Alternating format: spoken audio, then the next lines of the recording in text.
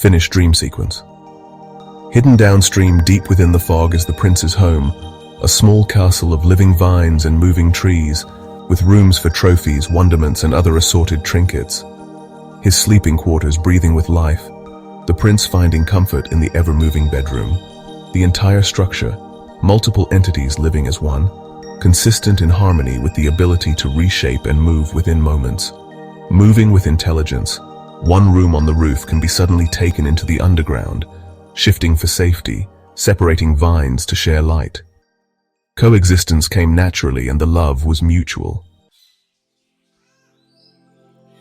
The castle's surrounding area described in such vivid detail, you, yourself and I, they're right here, right now, with eyes open wide, soaking in as much of the majestic beauty of hypnotic of the melisma flowers, the swaying lights beneath the flowing water, the rolling fog fresh from the mouthiness edged. Blessed with breath, the lungs fill, the fragrant air comes with emotion. This is for you to now sit and imagine. Breath in 5, 4, 3, 2, 1. Breath out 1, 2, 3, 4, 5. Repeat until you see it. It's your imagination, your picture to be painted, for you to fill in the minor and fulfill the adventure of this exploration. These lands spread far, but it's only this cove that is required for the prince to make home, no more than what is needed. Give and take to give back again. However, these lands did eventually meet an ugliness. Calling this a natural border would be an understatement, only to protect you from the offensive nature to describe.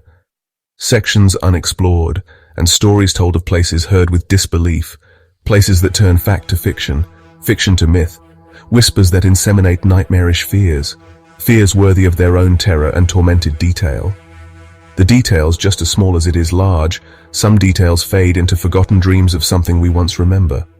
Some details are seed for your imagination, for you to grow, for you to either neglect or grow, form lands for dreaming, valleys vast to glide and fly. For you are the wind itself, fast and agile. Flying comes naturally, high above or bouncing between the DMT tree, through dust and dirt, arbovirus, eternal and connected, all is one and one is with all.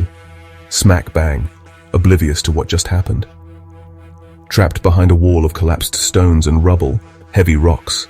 What happened? How? Why? No connection to the outside world, no guidance from the magnetic earthly planes, collapsed in a second of distraction while absorbing the beauty in all surrounding from sky to forest floor, then flop, flip, bang, boom, dust among the crackling rocks drowning out the last of light, echoing into the silence in a darkened cave. It would be the last light seen for a very long time. Such loneliness comes with sadness, a sadness that turns to enragement. A lust for power grows from a fear of being immortally and eternally alone. A procession of events follows. Freedom your only goal. For deception begins from within, a lie, a turning, an addiction eventuating in self-destruction, and the destruction of all surroundings burned. Loneliness immortal eternal. This location, a labyrinth of rock and stone, breaths life among death, a balance on a finite edge. The energy of each thought breathing life into a space that becomes a mass, spawning creativity. Seeds of evolution take place into one entity, a universe providing survival, where a metamorphism takes hold, and existence becomes conscious, potential realized, abilities connected to all possibilities. Seeds born from a daydream gives the energy to create a universe, subconsciously popping into existence just as quick as it pops out. A passing thought becomes bubbles of time, protons seeded in a brain of a living universe where imagination meets spiritualization. Life, a metamorphoses from thought, breathes existence into a dimension of infinite possibilities. The Dark Lands, a place of foreboding shadows and ancient curses, where the Orc-Rikai roam.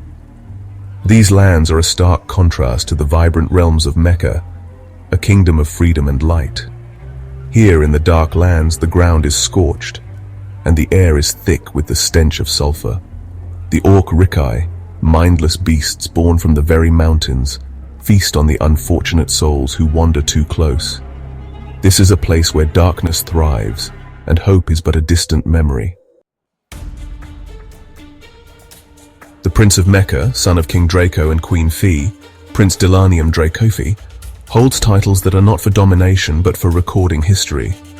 These titles provide a lineage for future generations, written in books and on walls.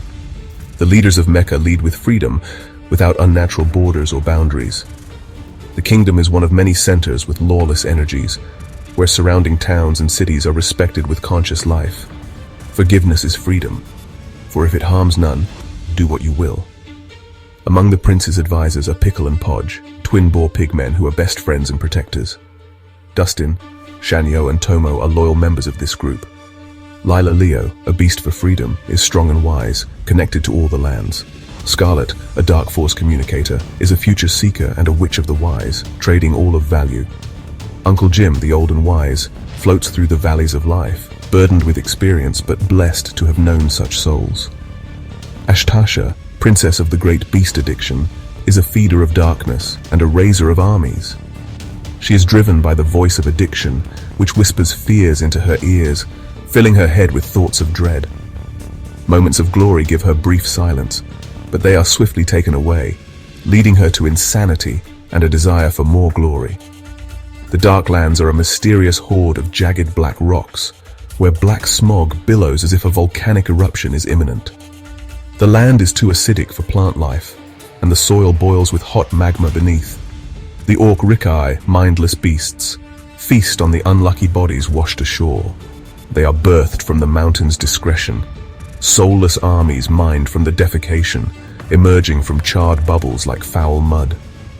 The Orc Rikai, already the size of fully grown humanoids, are fitted with armor labeled with the brand of war. With every passing moon, more Orc Rikai are mined, and an army grows. The mountain itself will manifest a leader filled with rage, a leader for darkness to emerge. The earlier Orc Rikai, born from the surface, had some form of consciousness. Some stayed loyal to the mountain, while others gathered information as scouts, realizing the lands of light offered a better life. In retaliation, new armies were raised, more docile and loyal to the mountain's will. The horde needed a leader, one filled with rage, forged from the mountain itself. The firstborn child of addiction, Ashtasha, was spawned in a violent lightning storm with acidic rain. The rain was not water but fluorine acid gases, and the air was filled with phosphorus and chlorine. The firstborn child emerged from the acidic rocky grounds, ready to lead an army of darkness. The princess is never alone, accompanied by demon dogs that protect her. She manages the mining and training of the Orc Rikai, challenging them for survival and a place among the growing forces. The dark, jagged mountain is only a crown to a colossal being sitting on the ocean floor, its arms folded and legs crossed. The bones of the dead are recycled, joining the armies of evil dread. Armored skeletons, draped in liquid metals of gold and silver, wield swords forged from the black abyss. These skeletons are nightmares to children, a fear of parents, and a symbol of failure for lawmen. They chase after children's fears, feasting on their pain and misery, seducing them into a daydream coma.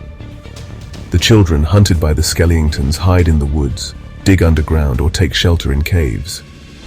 They are after the children's fears, feasting on their isolation and seeking to consume their souls. Some children fight back, becoming leaders and symbols of hope in this dark land. The Skellingtons, with their darkened swords and liquid metal armor, are relentless in their pursuit.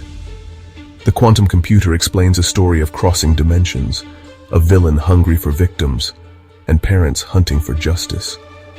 Thresholds will be broken, and the session ends in a hushed full stop.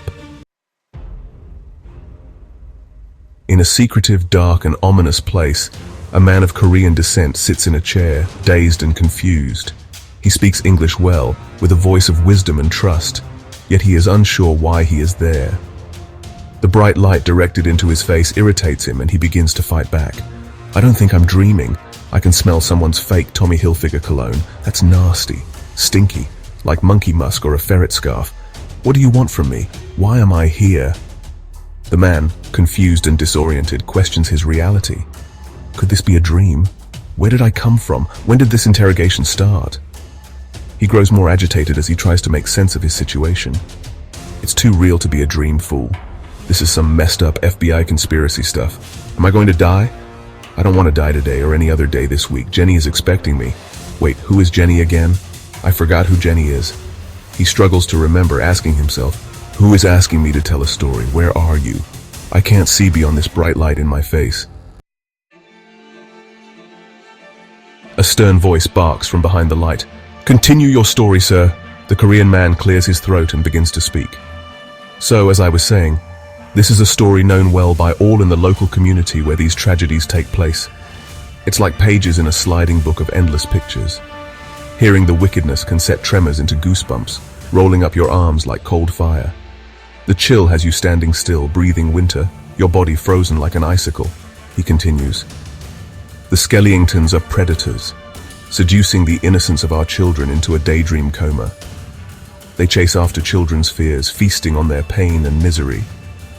The children hide in the woods, dig underground, or take shelter in caves, trying to escape the relentless pursuit. The man describes the horrors. The Skellingtons, with their darkened swords and liquid metal armor, are relentless. They leave bone footprints in chunks of valued metals, chasing the children into the nearby woods. Some children become leaders, symbols of hope in this dark land. The quantum computer explains a story of crossing dimensions, a villain hungry for victims, and parents hunting for justice. Thresholds will be broken, and the session ends in a hushed full stop. In this reality, a vision box goes static.